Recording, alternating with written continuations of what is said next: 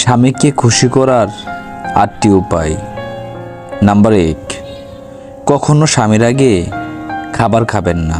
Number 2, স্বামী ঘরে ফেরার আগে কখনো ঘুমাবেন না। নাম্বার 3, সকালে স্বামীর আগে ঘুম থেকে উঠবেন। নাম্বার 4, রাতে স্বামীর পছন্দ অনুযায়ী জামা পরবেন। নাম্বার 5, স্বামীর কাছে অযথা শাড়ি গয়না চাইবেন না।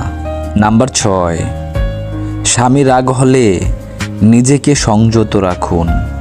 নাম্বার 7, স্বামীর কোনো কথা পছন্দ না হলে তর্ক করবেন না।